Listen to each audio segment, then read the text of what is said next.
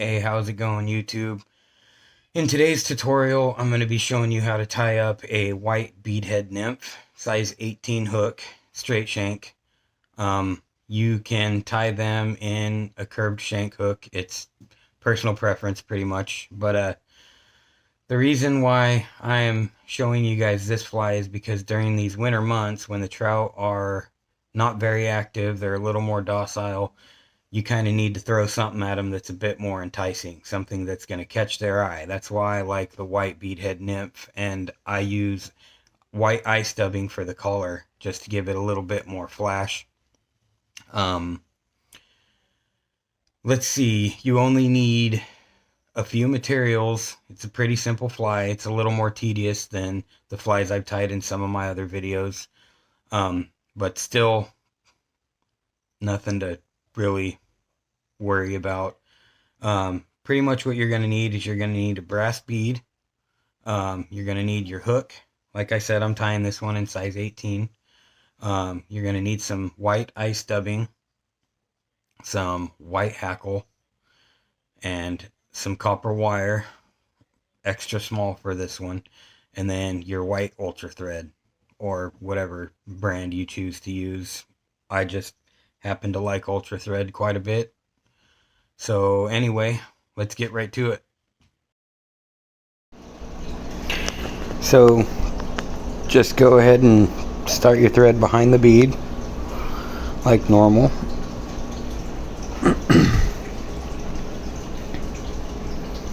I like to kind of take my time on these videos just so everybody can just kind of see what I'm doing. It makes it a little easier for people who want to try to tie some of these flies.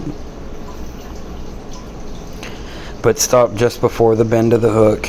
That's typically where I like to stop it at for straight shank hooks.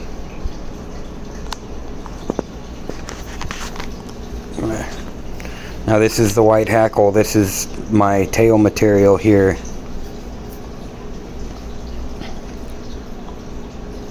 Just kind of secure that down, giving it a few wraps. You always want to make sure you try to keep the tail on top of the hook as much as you possibly can. Just start wrapping back up toward the bead. Build a little bit of thread up around that bead there. Work your way back down. And then you're going to go ahead and tie in your copper wire. And you still want to try to get a tapered body on this fly.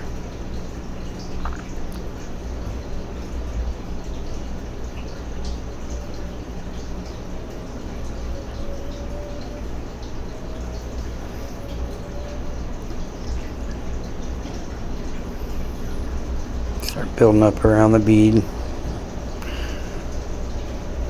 That way you can kind of get the bead to stop sliding around on the shank of your hook. And just like in my previous videos, you just take your copper wire and start wrapping in the opposite direction, making sure your wraps are as even and as smooth as possible.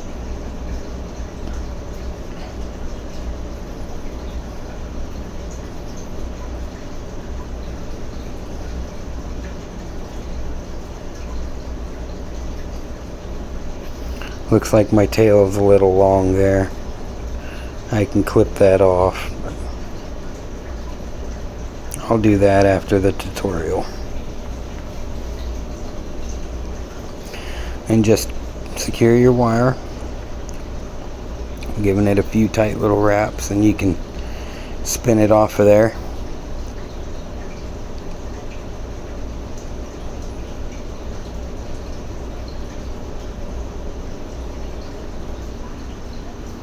Like so.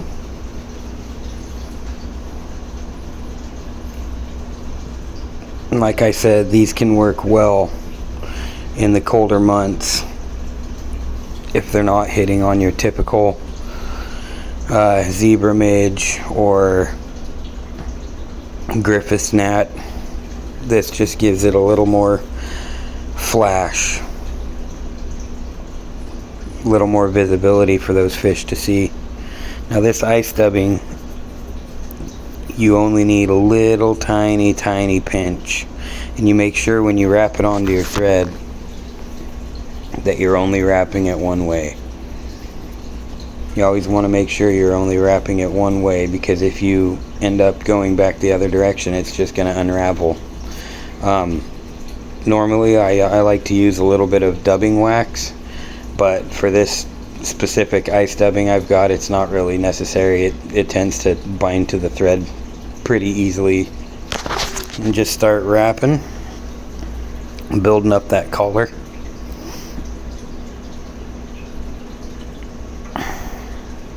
You don't want to go too loose.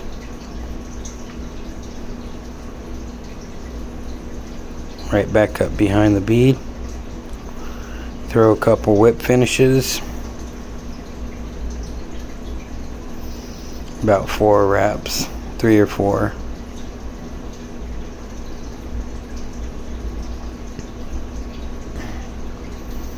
Like so.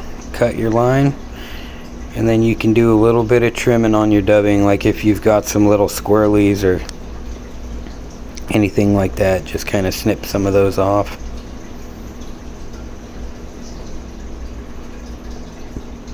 Just like that, and you're good to go.